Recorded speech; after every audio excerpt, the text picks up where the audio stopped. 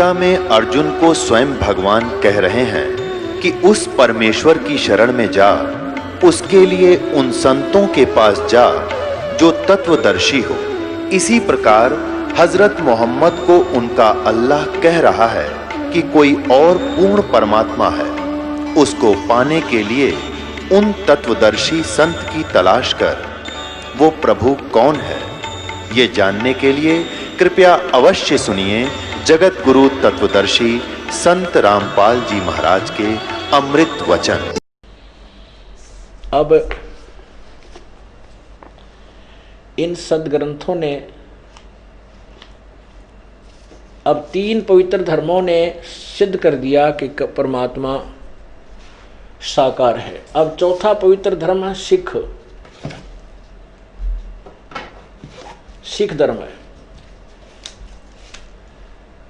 नानक साहब जी ने जो पहले अपनी परमात्मा की प्राप्ति से पूर्व लोक वेद के आधार पर लिखा था, तू ही एक निरंकार, वो वाणी भी उनकी लिपिबद्ध है। और फिर उन्होंने प्रश्न नंबर, श्री गुरु ग्रंथ साहिब में प्रश्न नंबर 24 पे अपने महला पहला की वाणी में लिखा है कि फाई स्रोत मुल्क की वेश, ओ ठगवाड़ा ठगी देश, खरा सियाणा बहुता बार ये धानक रूप रहा करतार। कबीर परमात्मा को सचखंड में देखा, सतलोक में सारी सृष्टि की रचना का मालिक, रचनाकर्ता को, और फिर वो उसी स्वरूप को काशी में एक जुलाहे के रूप में देखा। तब कहा था ए ठगवाड़ा ठगी देश, खरा सियाणा बहुता बार ये धानक रूप रहा करतार। लोगों, ये बैठा भगवान, ये पूर्ण परमात्मा है। श्री गुरु ग्रंथ साहिब प्रश्न नंबर 721 उस पर लिखा है कि एक अर्ज गुप्तम पेश तोदर कून करतार, हक्का कबीर करीम तू बेऐब परवरदिगार। हक्का कबीर, सत कबीर, बेऐब परवरदिगार, निर्विकार परमात्मा जिसमें कोई दोष नहीं, वो पूर्ण परमात्मा, वो कबीर है। हक्का कबीर, सत्य कबीर। और वो धानक यानी जुलाहा रूप में विद्यमान थे, उनके विषय में कहा है। अब चारों पवित्र धर्मों के पवित्र सदग्रंथों ने स्पष्ट कर दिया कि पूर्ण परमात्मा कबीर है और वो सह शरीर है, उसका मानव जैसा शरीर। लेकिन वो अग्नि तनुरसी इसलिए कहा कि परमात्मा तेजोमय शरीर युक्त है, वो प्रकाश में शरीर युक्त है। परमात्मा की परिभाषा, प्रभु की परिभाषा आप सुन रहे हैं। वो परमात्मा स्वयं आते हैं, अपने द्वारा रची हुई सृष्टि को स्वयं ही ठीक ठीक बताते हैं, क्योंकि उस परमात्मा के अतिरिक्त सृष्टि की रचना को कोई नहीं जानता। परमात्मा ने आकर के अपनी प्यारी आत्मा, अपने एक शिष्य धर्मदास जी को बताया था कि धर्मदास, ये सारा संसार विचलित है और कोई भी उस पूर्ण परमात्मा के विषय में नहीं जानता। इसलिए जो ज्ञान सृष्टि रचना का मैं तुझे सुना रहा हूं, जो यथार्थ ज्ञान मैं तुझे बता रहा हूं, इसको पूरे विश्व में सभी प्राणियों को समझाना, बताना, इस सृष्टि रचना को सुनाना और सभी जीवों के भ्रम को नष्ट करना। अब परिभाषा प्रभु की चल रही है, जैसा कि आपको बताया कि अभी तक पूरे विश्व में उस कबीर परमेश्वर या उन संतों के अतिरिक्त जिनको परमात्मा कबीर जी ने अपना साक्षात्कार, अपना सचखंड सतलोक दिखाया है, उनके अतिरिक्त कोई भी परमात्मा की यथार्थता से परिचित नहीं है। तो अब इस दास के ऊपर प्रभु ने अब कृपा की है, अपना ये अनमोल खजाना मेरे सामने खोल दिया है और इस दास को आदेश दिया है कि विश्व में पूरे जन साधारण तक इस तत्व ज्ञान को पहुंचाऊं।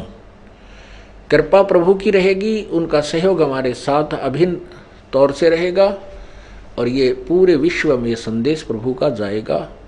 एक समय ऐसा आएगा कि कुछ दिनों के बाद ये लूटा खसोटी, जब ये ज्ञान परिचित पूर्ण रूप से भगवान का संसार में ये ज्ञान पहुंच जाएगा और परमात्मा की परिभाषा से मनुष्य परिचित हो जाएगा, फिर पाप नहीं करेगा। क्योंकि अब किसी को देख ले पैसा तो इकट्ठा कर लेता है, बाई हुक एंड क्रुक, लेकिन उसके घर में शांति नहीं। कहता है कोई या तो कोई स्वयं बीमारी को पाल रहा होगा, या कोई घर के किसी सदस्य, इतने प्रिय सदस्य को ऐसी भयंकर रोग होगा कि उसको नींद आना हराम हो जाता है, या फिर किसी के साथ कोई मुकदमा, या किसी को किसी ने पैसे ले लिए दे नहीं रहा, कोई कुछ कर रहा है, कोई कुछ कर रहा है, यानी पूरी अशांति फैली हुई है। और पैसा कमाने के लिए इंसान आगा पीछा नहीं देखता, चाहे उसने कितना अनर्थ करना पड़े, कितना जुल्म करना पड़े, कितनी झूठ बोलनी पड़े, कितना घोर पाप करना पड़े, वो केवल पैसा पैसा देख रहा है। और फिर इसका भोग जो भोगने को मिलेगा, फिर क्या होगा, पूरे परिवार के ऊपर ऐसा कहर टूट जाएगा कि वो रो रो कर दिन रात बिताएगा। फिर हम तत्व ज्ञान से परिचित होने के उपरांत समझ जाएंगे, हमें ज्ञान होगा, डर लगेगा कि जो आज हमें दुख है ये अपने ही किए कर्म का है। अब यहां पर इतने दुखी प्राणी आते हैं जिनका कहीं भी ट्रीटमेंट इलाज नहीं होता और परमात्मा उनको स्वस्थ कर देता है। और भी जो ऐसी समस्याएं हैं जो कहीं पर भी समाधान नहीं हो पा रहा, प्रभु कबीर जी उनकी समस्याओं का समाधान बहुत ही आसानी से और शीघ्र कर देते हैं। तो फिर वो उन दुखों से इतने दुखी होते हैं और उनको यहाँ आने से पता भी लग जाता है कि वो जो भी दुख हमारे ऊपर था हमारे किए ही पाप का था। यदि हम फिर वो पाप करेंगे, अपराध करेंगे, तो हमारे को वही कहर फिर आ जाएंगे, वही दुख फिर आ जाएंगे। इसलिए वो फिर प्राणी बहुत डरता है। जैसे छोटा सा बच्चा होता है और कहीं पर बिजली का नंगा तार और वो आपस में ज्वाइंट हो और वो थोड़ा बहुत सपारक करता है, आपस में चिंगारी सी फट उसमें से निकलती है और वो नीचे जमीन पर गिरा है। अबोध बालक जिसको ज्ञान नहीं कि ये भयंकर वस्तु है, इसको हाथ नहीं लगाना चाहिए, इसके हाथ लगाने से मृत्यु हो जाती है, जिस बच्चे को ये मालूम नहीं वो जा करके उसको पकड़ लेता है और मौत को गले लगा लेता है। जब जो बच्चा सियाना बड़ा हो जाता है उसको पता लग जाता है कि इसके अंदर भयंकर बिजली है और हाथ लगने से करंट लग जाएगा और मृत्यु हो जाएगी, तो वो दूर भाग जाता है, दूसरों को भी आवाज लगाता है कि वो सामने तार नंगा पड़ा है, वहां उधर मत जाना, वो खतरनाक है, वहां खतरा है। तो इसी प्रकार जब तक हम परमात्मा के इस नियम से परिचित नहीं है तो हम गलती पर गलती, अपराध पे अपराध करके हम उसका भोग भोगते रहते हैं, हमारे ऊपर आपत्तियां आती हैं। इस तत्व ज्ञान से हम परिचित सियाने हो जाएंगे, समझदार हो जाएंगे, फिर हम इस बिजली के तार का हाथ नहीं लावाएंगे, उस अपराध को, उस पाप को नहीं करेंगे जिसका हमने फिर भोग भोगना हो। तो ऐसे प्रभु ने कहा कि एक समय ऐसा आएगा कि पूरे विश्व में परमात्मा का ज्ञान होगा और पुण्यात्माओं हमें वो समाधान मिलेगा जो कहीं भी नहीं मिलता। हम इतने सुखी होंगे और हमें हमारे घर में इतनी बरकत होगी और हम जो इच्छा करेंगे, जो हमारी आवश्यकताएं होंगी, वो परमात्मा तुरंत पूरी करेगा और हम सोच भी नहीं सकते वो सुख भगवान हमें देगा। क्योंकि चाहे पृथ्वी का राजा भी जब दुखी हो जाता है, आपत्तियां आती हैं, तो वो भी परमात्मा की शरण लेने की चेष्टा करता है ताकि तेरे राज्य में शांति रहे और तेरे राज्य की वृद्धि हो, तेरे राज्य में सुख रहे, शांति, तेरे शरीर में सुख रहे, तेरे परिवार में सुख रहे। तो पुण्यात्मा और राजा को तो हम बहुत शक्तिशाली मानते हैं क्योंकि राजा मनुष्यों में श्रेष्ठ होता है, राजा मनुष्यों में ताकतवर होता है और राजा भी परमात्मा की ही इच्छा करता है जब वो अपने राज्य को भी सुचारू रखने के लिए। तो क्यों ना हम पहले ही उस प्रभु की शरण में चले जाएं, क्यों ना हम भी उसी परमात्मा की आड़ लें, ओट लें, शरण लें, जो हमें वो सुख दे जो राजा भी नहीं दे सकता, जिसकी इच्छा राजा भी करता है। तो वो परमात्मा अब आपको मिल गया है, आपको वो सुख देगा जो राजा नहीं दे सकेगा, आपके वो दुख निवारण करेगा जो कोई भी नहीं कर सकता। जहां पर साइंस फेल हो जाती है और जिस रोग का कहीं पर भी कोई ट्रीटमेंट नहीं है, परमात्मा उस ट्रीटमेंट को भी कर सकता है, उसको भी ठीक कर देगा, उसका इलाज कर देगा।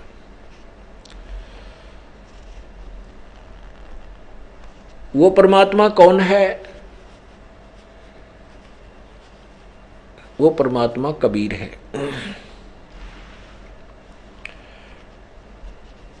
अब आपने पवित्र कुरान शरीफ में और पवित्र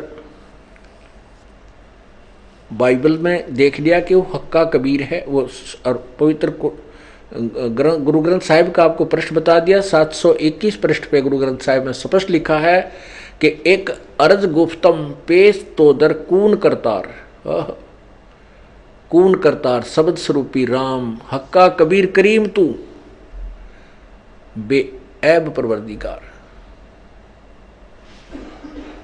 ये कबीर परमात्मा है। और वो कौन है? जुलाहा है, धानक रूप रहा करतार। अब आपने यजुर्वेद में देखा परमात्मा सहशरीर है। अब दिखाते हैं कि यजुर्वेद आपको बताएगा कि वो उसका नाम कबीर है जो पाप अक्षमा करता है। जैसे अभी आपने सत्यार प्रकाश 7वें समलास में स्वामी जी की थ्योरी पढ़ी कि परमात्मा उपासना करने से अपने साधक के पाप अक्षमा नहीं करता। यह तो है सिद्धांत स्वामी दानंद जी का, और उनका ही नहीं, अन्य भी जितने भी ऋषि महर्षि, आप कुरान इसको पुराणों को देखिए, ब्रह्मा विष्णु महेश और आचार्य जितने, शुक्राचार्य और ये तेरा जो अपने बृहस्पति जी देवताओं के आचार्य यानी गुरु, और शुक्राचार्य राक्षसों के गुरु, ये भी कहते हैं किए हुए कर्म का दंड तो भोगना ही पड़ता है। जबकि हमारे वेद बताते हैं कि परमात्मा घोर अपराध को भी समाप्त कर देता है। ये देखिएगा यजुर्वेद, और वो समाप्त करने वाले परमात्मा का नाम क्या है वो भी आपको यजुर्वेद में ही दिखाएंगे। उसका नाम कबीर अंगारी असी, पाप विनाशक कबीर है। बंभारी असी असी यानी बंधनों का शत्रु यानी बंदी छोड़, वो कबीर परमात्मा है। यजुर्वेद अध्याय नंबर 5 के मंत्र 20 में। अब आपको दिखाते हैं कि परमात्मा घोर पाप का भी विनाश कर देता है।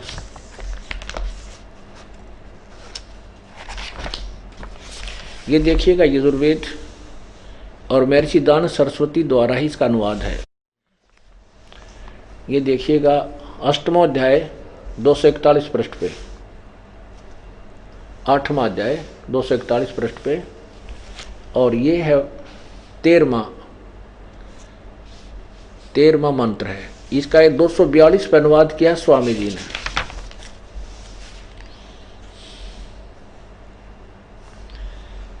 ये हे क्या कहा है? हे सबके उपकार करने वाले मित्र। अब मित्र का अर्थ परमात्मा है, क्योंकि स्वामी जी चाहते थे यदि यहाँ पर एक बार ही लिखा होता ना, इसमें यदि एक ही बार लिखा होता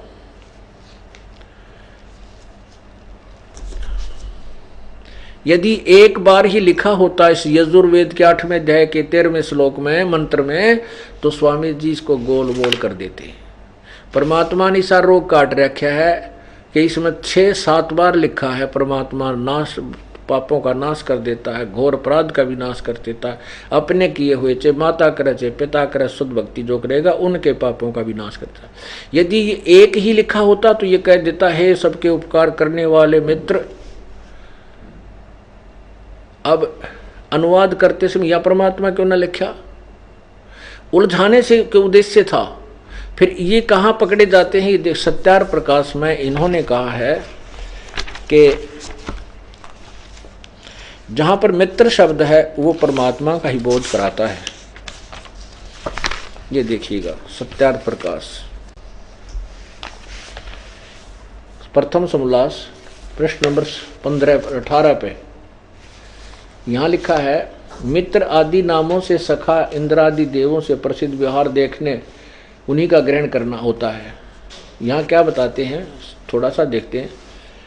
जो सबसे स्नेह करे और सबको प्रीति करने योग्य है वह परमेश्वर सबका सच्चा मित्र है। इससे परमेश्वर का नाम मित्र है।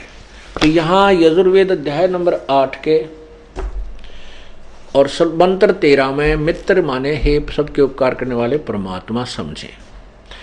इसलिए मैं आपको बता रहा हूँ क्योंकि हमारा सन 2004 से समाचार पत्रों में ऐसे ही वाद प्रतिवाद इन आर्य समाज के पदाधिकारियों आचार्यों से हुआ था। तो इन्होंने झूठ बोलने का और ठेका ले रखा है। इन्होंने उत्तर दिया कि जो 8वें अध्याय के 13वें श्लोक में इन्होंने लिखा है वहाँ भगवान के लिए नहीं, वहाँ तो लिखा है सबके उपकार करने वाले मित्र, मित्र के लिए लिखा है, भगवान नहीं है कि भगवान पाप नाश नहीं करता। इसलिए आपको ये दिखाना पड़ता है कि मित्र माने ये स्वयं कहते हैं मित्र का अर्थ परमात्मा। यहाँ देखिए, हे सबके उपकार करने वाले मित्र यानी परमात्मा आप देव कर्तस्य दान देने वाले के एन से शब्द याद रखना, अपराध, एन से माने अपराध के, अवैजनम माने विनाश करने वाले, अवैजनम अवैजनम माने विनाश करना, एन से माने अपराध। ये जरूर याद रखना ताकि आगे ये गोलमोल करने की चेष्टा कर रहा है। असी माने हो, मनुष्य कर्तस्य साधारण मनुष्यों के किए हुए, एन से माने अपराध के, अवैजनम माने विनाश करने वाले हो। पितृ कर्तस्य पिता के किए हुए, एन से माने अपराध ही समझो। इन्होंने विरोध आचरण लिखा है, यहाँ लिखा अपराध के, अवैजनम अच्छे प्रकार हरने वाले अर्थात विनाश करने वाले समझो। असी माने हो। आत्म कृष्य अपने किए हुए, एन से माने पाप के, एन से माने पाप, अपराध कहो पाप कहो। अवैजनम माने दूर करने वाले अर्थात नाश करने वाले हो, एन से हो। अधर्म के अधर्म अर्थात घोर पाप के भी, अवैजनम माने नाश करने हारे हो। जानता हुआ मैं जो कुछ भी धर्म आचरण किया करता हूँ वह करूँ, अनजान मैं जो कुछ भी किया करता हूँ वह करूँ, उस सब, एन से माने दुष्ट आचरण नहीं, एन से माने पाप के, अवैजनम माने नाश करने वाले, न दूर करने वाले लिखा है, असी माने हैं। ओए होए, अब क्या किया है कि परमात्मा आपकी शरण में आने के बाद इसका अर्थ वास्तविक ये है कि जाने में अनजाने में जो भी हमसे पाप हो जाते हैं उन सब के आप विनाश करने वाले हो। जो हमसे जाने अनजाने में पाप हो चुके हैं और फिर हम आपके चरणों में आ गए हैं, आपकी साधना करते हैं, तो उन उपासना करने वाले, चाहे माता करे, चाहे पिता करे, चाहे स्वयं करे, चाहे कोई महान आत्मा यानी देव संत करे या भक्त करे, सबके पाप का आप नाश करने वाले हो। इब पाप विनाशक कौन है? 5वें अध्याय का 20वां श्लोक आपको बताएगा। कबीर अंगारियसी, अंगारी माने पापों का नाश करने वाला। ये देखो, नहीं 20वां नहीं, 5वें अध्याय का 32वां श्लोक,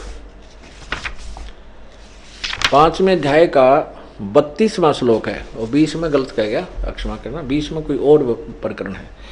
अब देखो यजुर्वेद अध्याय नंबर, यजुर्वेद भाषा भाष्य 5वां अध्याय, और यहाँ देखो ये है 32वां श्लोक।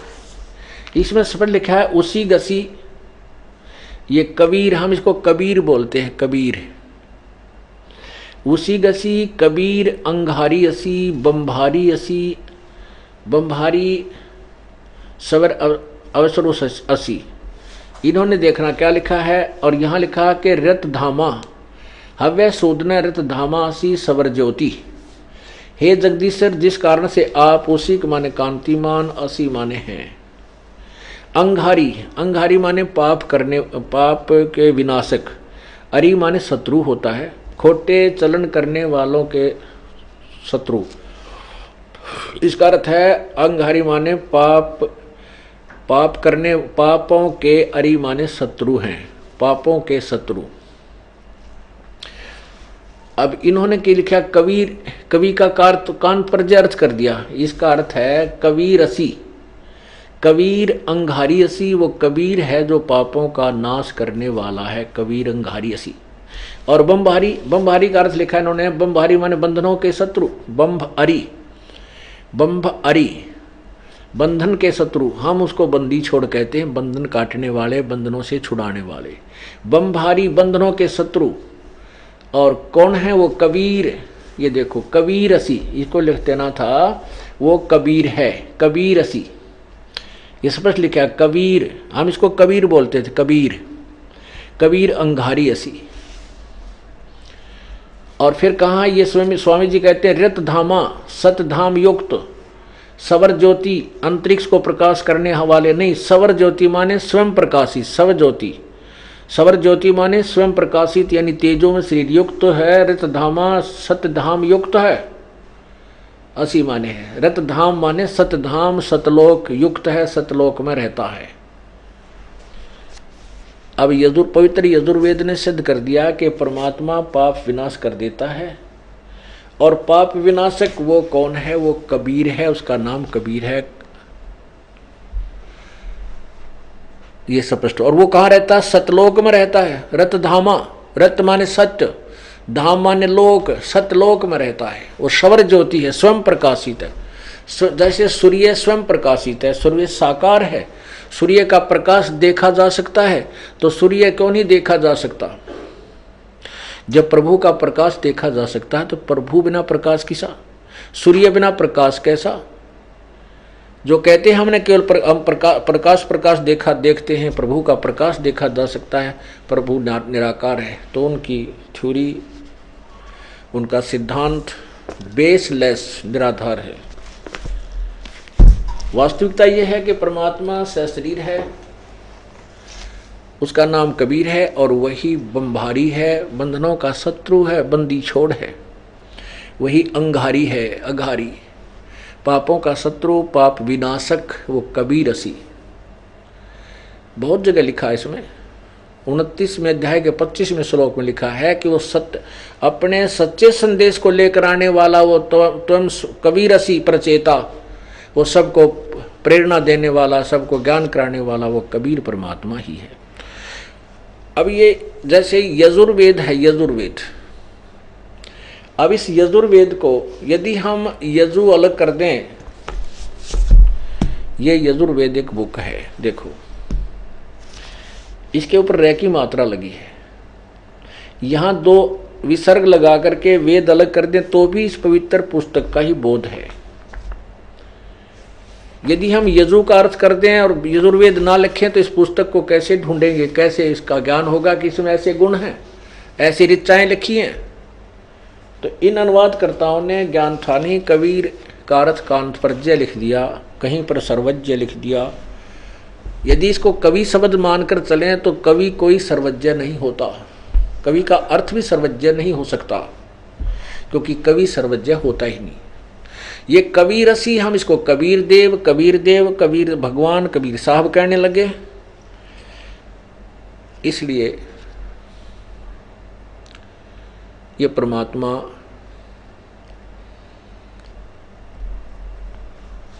वो कबीर देव ही है। कबीर देव कहो, उसे कबीर साहब कहो, उसे कबीर परमेश्वर कहो, वो पूर्ण परमात्मा है। और उस वही चारों युगों में आता है, 3 युगों में अपने वास्तविक नाम से अन्य कोई नाम रख कर आता, जैसे सतयुग में सतसुकृत नाम से, त्रेता में मुनिंदर नाम से, द्वापर में करुणा में नाम से, और कलयुग में वो वही कबीर देव, कबीर साहब नाम से प्रकट होते हैं, उनका वही नाम रहता है।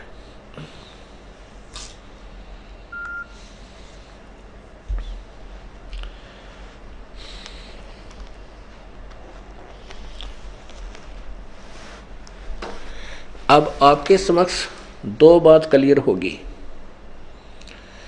एक तो ये होगी कि परमात्मा साकार है और उसका नाम वास्तविक क्या है, वो कबीर है। उसका परमात्मा का आकार कैसा है, मनुष्य जैसा है, नराकार है, वो नर जैसा है। नर का अर्थ है मनुष्य, स्त्री या पुरुष, इसको मानव शरीर कहते हैं, मानव। तो क्योंकि पवित्र बाइबल में लिखा कि मैं मनुष्यों को अपने ही स्वरूप अनुसार उत्पन्न करूंगा, तो उनको नर और नारी करके, नर कहो चाहे नारी, ये नराकार ही, इसको नर आकार, मानव आकार ही कहा जाता है, मानव शरीर। क्योंकि मटेरियल एक ही है, अंगों में थोड़ा बहुत परिवर्तन हो बेशक, लेकिन वो नर आकार ही कहलाता है।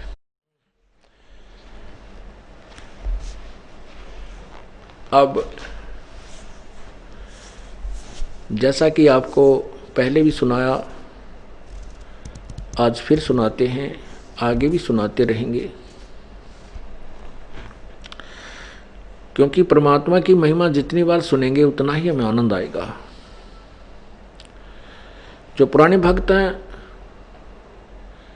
उनकी आत्मा तो गदगद होगी होगी, और जो नई पुण्यात्मा आती हैं जिन्होंने अभी तक प्रभु के विषय में कभी ऐसा सुना ही नहीं जो सच्चाई है, तो उनके लिए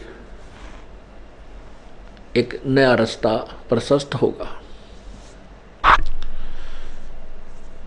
जैसा कि पहले सत्संग में सुनाया था कि परमात्मा कबीर परमेश्वर जी चारों युगों में आते हैं। सतयुग में सत्सुकृत नाम से, और त्रेता में मुनिंदर नाम से, द्वापर में करुणा में नाम से, और कलयुग में कबीर नाम से आते हैं। परमात्मा परमेश्वर कबीर देव सन 1398 में, विक्रमी संवत 1455 में, बनारस में लहर तारा तालाब के ऊपर, तालाब के अंदर एक कमल के फूल पर नवजात शिशु का रूप धारण करके प्रकट हुए थे। इस लीला को एक अष्टानंद नामक ऋषि ने देखा था। वो उसमें उस लहर तारा तालाब के ऊपर स्नान करके और अपनी साधना करने की प्रयत्न कर रहा था, तैयारी कर रहा था। तभी परमात्मा आकार सतलोक से आए, नवजात शिशु रूप बना करके, उनका तेजोमय शरीर था। अष्टानंद ऋषि जी ने जो ही उस प्रकाश को ऊपर से आते हुए देखा, उस पर नवजात शिशु परमात्मा के तेजोमय शरीर को, तेजोमय बालक रूप को, तो वो उनको सहन नहीं कर सकी। उसकी चरम दृष्टि, एकदम आंखें बंद हो गई। इतना तेज था, इतना नूर था। जो ही अष्टानंद जी की आंखें बंद हुई, उसने क्या देखा कि उस प्रकाश के बीच में एक नवजात शिशु का रूप दिखाई दिया। क्योंकि जैसे हम सूर्य की तरफ एक बार देखते हैं, हम नहीं देख सकते, ज्यादा समय आंखें बंद हो जाती हैं, और बंद होने के बाद फिर हम अंदर क्या देखते हैं, प्रकाश नहीं दिखता, सूर्य का केवल वो आकार दिखाई देता है, गोल गोल। ऐसे ही उस अष्टानंद जी ऋषि ने ऊपर से आ रहे परमात्मा कबीर परमेश्वर बालक रूप को, कि उस प्रकाश, क्योंकि अंदर बालक रूप था परमात्मा के, चारों तरफ इतना नूर था कि चरम दृष्टि नहीं देख सकी, सहन नहीं कर सकी, आंखें बंद हुई। बंद होती तो देखा कि उसमें बालक दिखा। जब दोबारा उसने आंखें खोली तो वो प्रकाश एक कमल के उस लहर तारा तालाब में एक कोने में सिमट कर समाप्त सा हो गया। तो परमात्मा ने अपना हल्का तेज पुंज का रूप धारण शरीर बना लिया। उनका वास्तविक शरीर उन्हें छुपा लिया, वास्तविक नूर को छुपा करके हल्के तेज पुंज का शरीर बना लिया। और कुछ समय अतिथि रूप में रहने के लिए, जैसा कि अभी यजुर्वेद अध्याय नंबर 5 के मंत्र 1 में आपने पढ़ा कि वो परमात्मा अग्ने तनुरसी परमेश्वर सह शरीर है, विष्णुवे तवा सोमस्य तनुरसी, सबकी संभाल करने के लिए, सबके पालन पोषण करने के लिए, सबकी देखभाल संभाल करने के लिए। तवा माने उससे, सोमस्य माने अमर पुरुष का, तनु माने शरीर, असी माने है। और वो अतिथि रूप में आता है, और वही जो अतिथि रूप में प्रकट होता है वही पूजा के योग्य है। और वो परमात्मा बहुत बहुत तीव्रगामी पक्षी की तरह, अलल पक्षी की तरह एकदम अचानक आकर प्रकट हो जाता है। यजुर्वेद अध्याय नंबर 5 के मंत्र 1 का ये अनुवाद है। और वो आकर के अपना तत्व ज्ञान प्रचार करता है।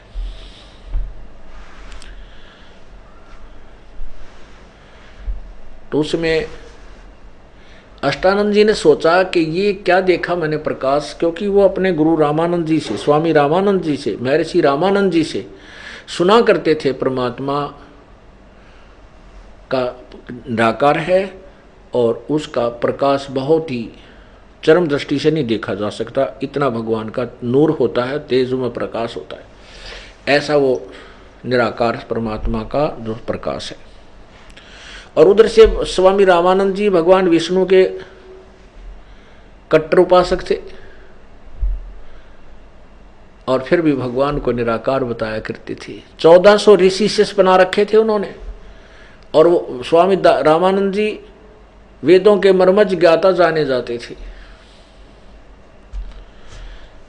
अपनात्मा, जैसे आपने महर्षि दयानंद जी की थ्योरी, अपनी तो उसकी सोच थी कि परमात्मा पाप नहीं काटता और परमात्मा निराकार है, जबकि वेद कहते परमात्मा साकार है और वो घोर पाप को भी काट देता है।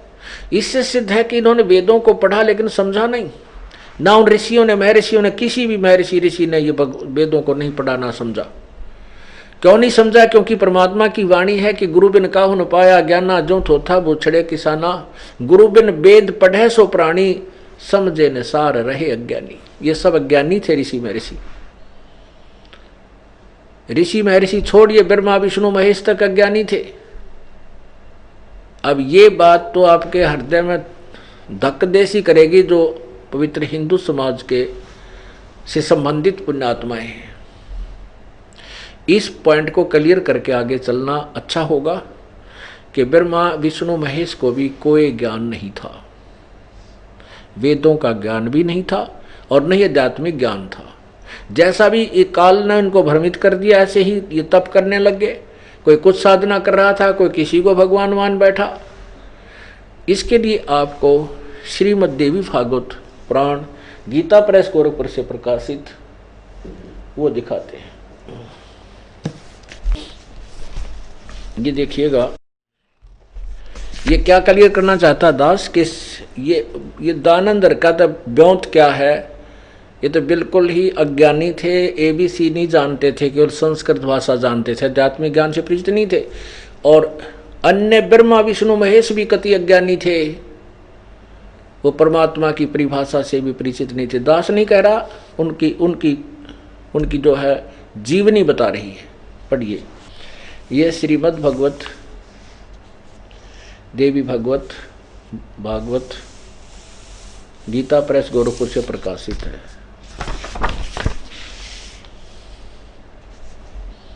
देखिएगा, श्री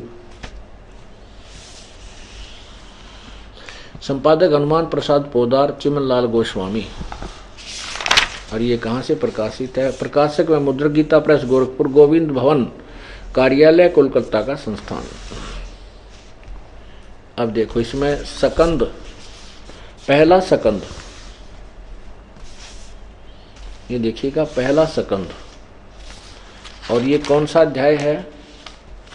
अध्याय पहला सकंद, अध्याय 1 और 1 से 3 ऊपर हो लिया। ये चौथे में शुरू है, चौथा अध्याय, पहला सकंद।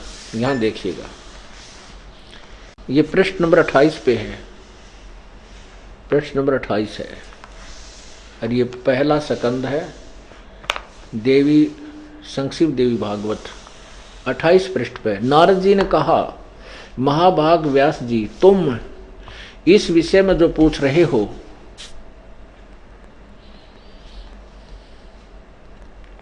इस विषय में जो पूछ रहे हो, ठीक यही प्रश्न मेरे पिताजी ने भगवान श्री हरि यानी विष्णु जी से किया था। देवाधिदेव भगवान जगत के स्वामी हैं। लक्ष्मी जी उनकी सेवा में उपस्थित रहती हैं। दिव्य कौस्तुमणि उनकी शोभा बढ़ाती है। वे शंख चक्र और गदा लिए रहते हैं।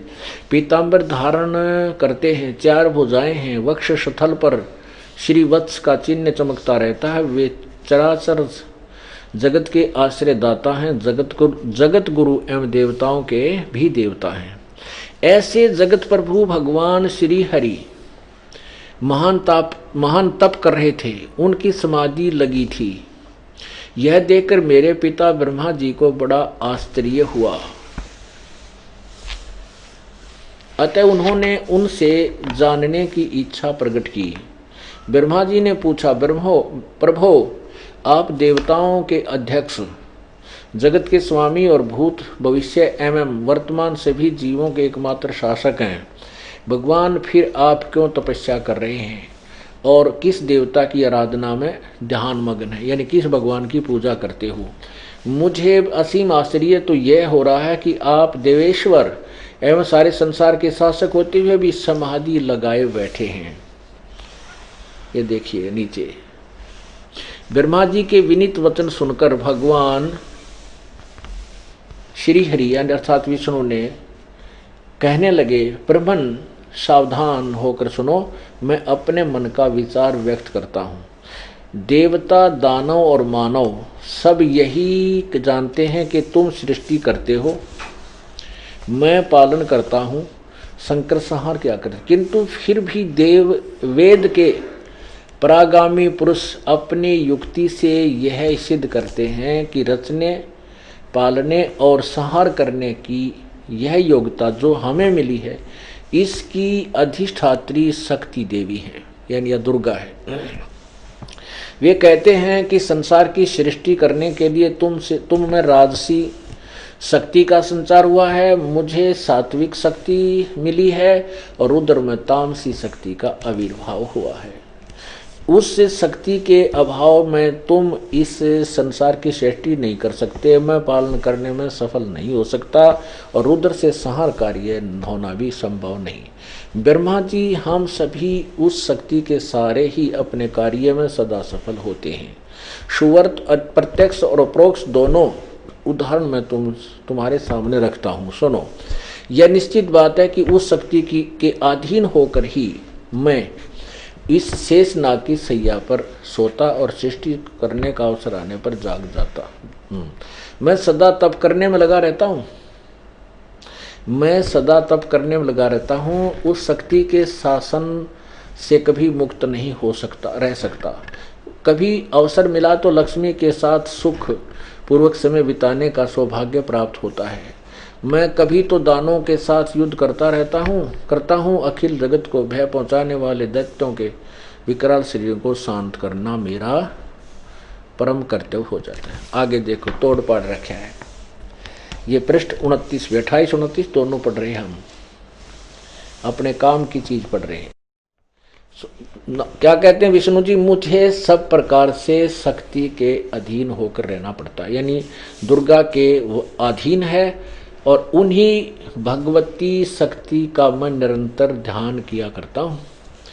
ब्रह्मा जी, मेरी जानकारी में इन भगवती शक्ति से बढ़कर कोई देवता नहीं, दूसरे कोई देवता नहीं है। सत साहिब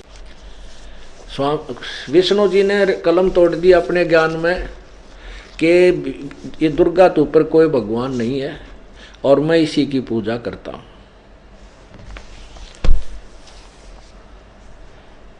और क्या बताते हैं कि वेद के जानने वाले ये बताते हैं कि तुम्हारे अंदर जो शक्ति है ये दुर्गा से ही प्राप्त है। और विष्णु जी कह रहे हैं कि मैं नहीं जानता कि दुर्गा से ऊपर कोई और भगवान है।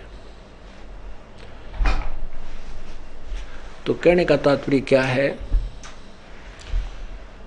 कि गुरु बिन काहुन पाया ज्ञाना, जो थो था बुछड़े किसाना। गुरु बिन वेद पढ़े जो प्राणी, समझे निसार रहे अज्ञानी। अब तप करना किसी भी सदग्रंथ में नहीं है। वेद और गीता में तप करने वाले को जो विष्णु जी कहते हैं मैं हमेशा घोर तप करने में लगा रहता हूं। देवी भागवत में लिखा है कि विष्णु जी ने 12,000 वर्ष तक घोर तप किया। और अपनी गीता जी बताती है कि जो शास्त्र विधि को त्याग कर मनमाना आचरण करते हैं और घोर तप को तपते हैं, वो राक्षस स्वभाव के उदाहरण उन असुर स्वभाव के व्यक्तियों को घोर नरक में डालता हूं। ओहो। तो इस प्रकार जो ये तप करने की जो बीमारी लाई या किसने, ये काल भगवान ने।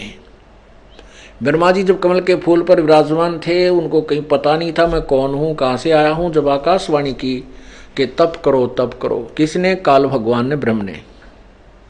और उसके बाद ब्रह्मा जी ने उसके बाद वेदों को प्राप्त किया सागर मंथन में, तो उन्होंने वेद पढ़े। उससे पहले तप करने का आदेश हो गया था, आकाशवाणी होगी, तो ब्रह्मा ने भगवान की वो भी एक वाणी मान ली कि ये परमात्मा का आदेश है, तप करो। उसने विष्णु और शंकर जी को यही पढ़ाई पढ़ा दी, तो ये सब तप करने लगे। तप से सिद्धि आ जाती है। उन सिद्धियों का फिर ये काल इनमें दुरुपयोग करता है। किसी को कोई कहीं का कंट्रोलर बना देता है, किसी को कहीं से, फिर अपने रिमोट से इनसे काम लेता रहता है। ये तप करना शास्त्र विरुद्ध साधना है, मनमाना आचरण है। किसी भी सदग्रंथ में, वेद और गीता में तप करने को नहीं कहा, बल्कि मना किया है। अध्याय नंबर 16 और 17 में स्पष्ट किया है कि जो घोर तप को तपते हैं उन क्रूर व्यक्तियों को, वो मुझे भी गीता ज्ञानदाता कहता है, और उस पूर्ण परमात्मा को और अंदर जितने भी देव हैं उन सब को वो दुखी करता है, उनको घोर नरक में डालूंगा।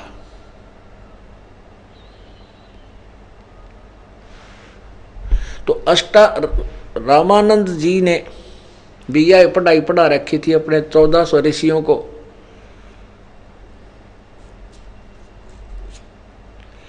कि परमात्मा तो निराकार है, उनका केवल प्रकाश दिखाई देता है। तो अष्टानंद जी वहां से चल के उन्होंने सोचा कि अपने गुरुदेव के पास चलता हूं और अपने गुरुदेव महर्षि रामानंद जी से पूछूंगा कि ये जो मैंने आज प्रकाश देखा है, ये मेरी कोई भक्ति की अनुभूति है, भक्ति का कोई प्रतिफल है, या मेरी वैसे भ्रमणा है, या कोई मेरा जो है ना वैसे ही शंका है। रामानंद जी के पास जाकर के, स्वामी रामानंद जी के पास जाकर के स्वामी अष्टानंद जी ने कहा, वो सारी आप बीती बताई कि आज सुबह सुबह मैं ब्रह्म मुहूर्त में आपके द्वारा दी गई साधना करने की चेष्टा कर रहा था। उसी समय आकाश से एक प्रकाश आया और जो ही मैं उसने प्रकाश की तरफ देखा तो मेरी चरम दृष्टि एकदम चुंधिया गई। आंखें बंद हुई तो उसमें मैंने एक बालक रूप देखा। जैसे सूर्य के प्रकाश को देखने के बाद सूर्य का गोला सा दिखाई देता है, नीले से रंग का या लाल से रंग का। तो उसने ऐसे ही जो ही देखा तो उसमें फिर बालक रूप बन गया। दोबारा आंखें खोली तो वो प्रकाश लहर तारा तालाब के अंदर समाप्त होता नजर आया।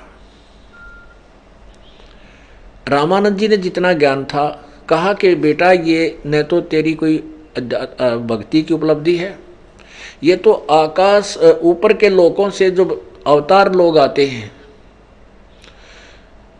तो ऐसे कृष्ण हुआ करते हैं, वो आकर के किसी माँ के गर्भ में जाएगा और फिर यहाँ कोई सिद्ध पुरुष है या कोई देव है, वो यहाँ अपना कर्म भोग करेगा या लीला करेगा। अब जैसा भी रामानंद जी को जैसा ज्ञान था अपने शिष्य का समाधान कर दिया शंका का, और अंधे गुरु का अंधा ही चेला।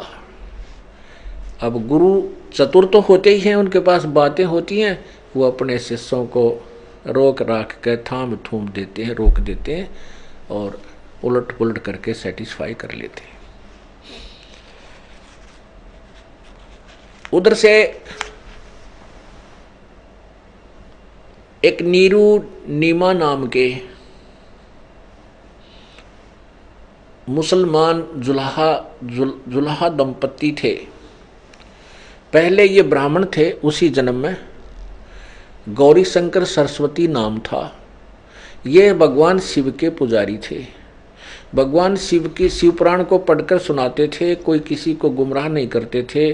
और जो उस शिव पुराण की कथा से जो उनके पास दक्षिणा आ जाती थी, उसी से अपना गुजारा करते थे और अधिक संग्रह नहीं करते थे। जो भी अपने खर्चे से ज़्यादा बच जाता था उसका भंडारा उन अपने अनुयायियों के सामने कर देते थे। तो उनसे सभी लोग प्रसन्न थे। और उनकी अन्य जो स्वार्थी ब्राह्मण थे, जो लोगों को गुमराह करते थे, उनसे ज़्यादा वो प्रशंसा के पात्र थे। लेकिन वो अन्य गुरु लोग, ब्राह्मण लोग उनसे ईर्ष्या करते थे। इसका पता मुसलमानों को था, तो मुसलमानों ने सोचा कि ये जो गौरी शंकर है ये सबसे ज़्यादा हिंदू धर्म का प्रचार कर रहा है, इसकी प्रशंसा बहुत हो रही है। और दूसरे ब्राह्मण तो ऐसे अपने हिंदुओं को ठग ठाग का अपना काम चला रहे हैं, लेकिन ये ज़्यादा प्रचार कर रहा है। इसलिए उन्होंने सोचा कि इसको मुसलमान बना दें। ये ब्राह्मण स्वार्थी लोग इनको जात से डाल देंगे।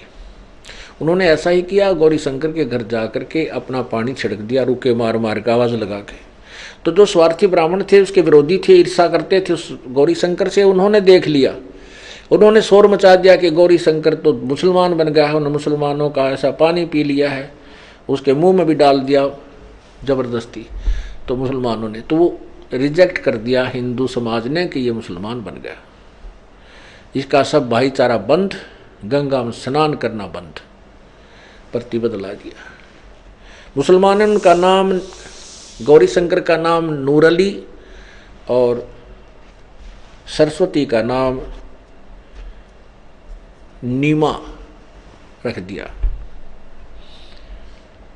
तो नीरू और नीमा नाम से वो प्रसिद्ध हुए। जो पैसा उन कथा से आता था वो आना बंद हो गया। तो उन्होंने क्या सोचा कि एक खड्डी लगा करके हाथ से सिंपल अपना कपड़ा बुनने का कार्य शुरू कर दिया। और कई वर्षों तक वो ये काम को करते रहे, जिससे वो जुलाहा कहलाने लगे। उनके कोई संतान नहीं थी, उनके कोई संतान नहीं थी, क्योंकि ये नीरू नीमा कौन थे? ये द्वापर युग में जब परमात्मा आए थे, एक सुदर्शन नाम के एक वाल्मीकि जाति में उत्पन्न एक महान आत्मा, पुण्य आत्मा, उस परमेश्वर कबीर जी का शिष्य हुआ था। लेकिन वो उसके माता पिता ने नहीं माना था। वही सुदर्शन जी के माता पिता ही नीरू और नीमा बने। और सुदर्शन जी की प्रार्थना पर परमात्मा ने उसे सांत्वना दी थी और वचन दिया था सुदर्शन को कि सुदर्शन तू चिंता मत कर, तेरे माता पिता को मैं पार करके छोड़ूंगा। तो वही परमात्मा ने अपने उस वचन से को मद्देनजर रखते हुए उस नीरू नीमा के घर स्वयं ही आए, उनको संतान नहीं दी। क्योंकि परमात्मा कहते हैं कि जिनको यहाँ से निकलना है, चलना है सतलोक, वो केवल यहाँ से जन्म और मरने का ही छूटने का ही प्रयत्न करते हैं, यहाँ की कोई वस्तु नहीं मांगते। और वो मांगते भी हैं, परमात्मा ने उनको निकालना है तो भी वो नहीं देंगे। वो उनकी उस ऐसी संतान नहीं देंगे परमात्मा के जो उनको मोक्ष में बाधक बने। और जिनकी संतान नहीं है, अब तत्व ज्ञान में और लोक वेद में दिन रात का अंतर है। लोक वेद से तो हम केवल संतान को सबसे उत्तम मानते हैं, जिसका संतान नहीं वो तो बेकार आदमी है। लेकिन जो परमात्मा का आध्यात्मिक ज्ञान है, इसके अंदर परमात्मा संतान देता है, बहुत अच्छा, उसके नौकर बनकर उसके बच्चे समझकर उनको पाल पोस देंगे, उनको जैसा हमारी ड्यूटी होगी पूरा करेंगे। और परमात्मा संतान नहीं देता है तो घनी खुशी मनाओ, क्योंकि तेरा कोई लेन देन अभी शेष नहीं है।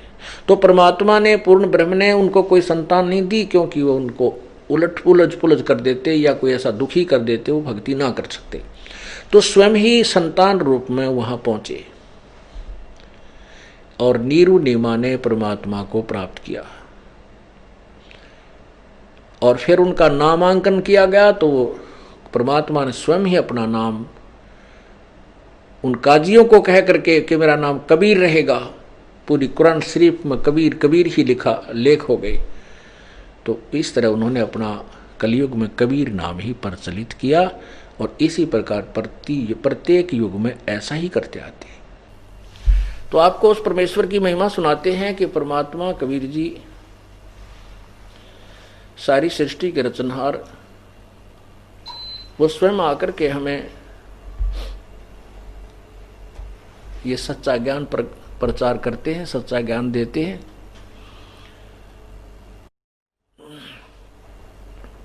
कबीर परमेश्वर जी के बारे में हम बहुत सी दंत कथाएं, झूठी कथाएं सुना करते थे कि कबीर परमेश्वर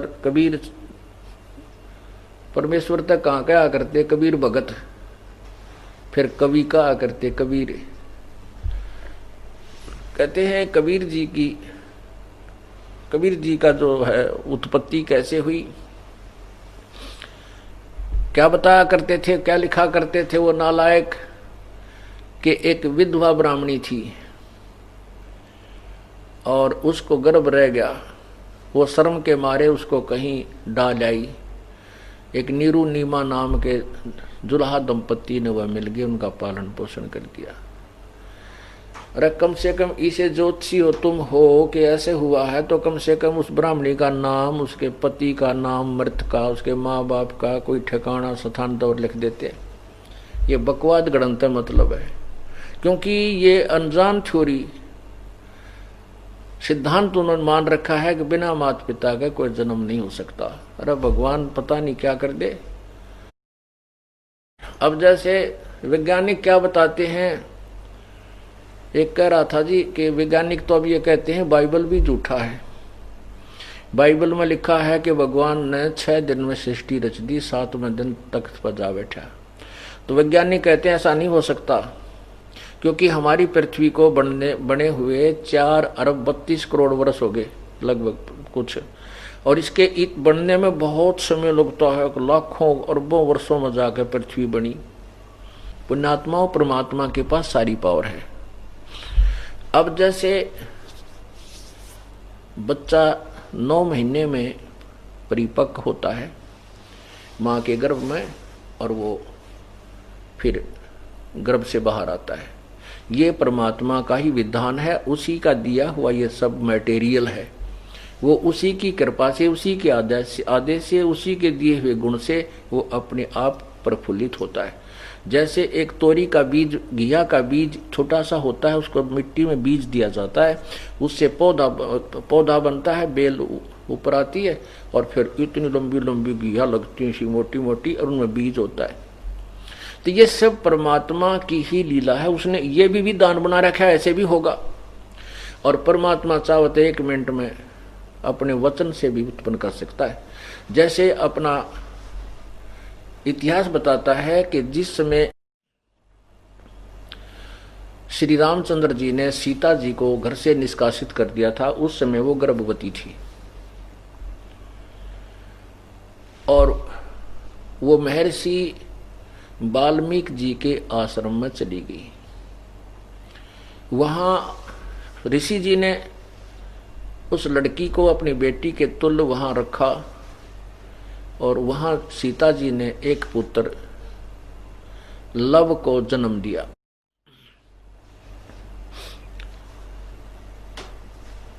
एक दिन सीता जी कपड़े धोने के लिए दरिया पर गई,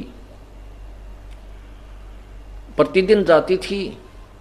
एक दिन जब वो प्रतिदिन की तरह कपड़े धोने के लिए दरिया पर जाने लगी, तो उस समय महर्षि वाल्मीकि जी अपनी ध्यान अवस्था में थे, समाधि अवस्था में थे,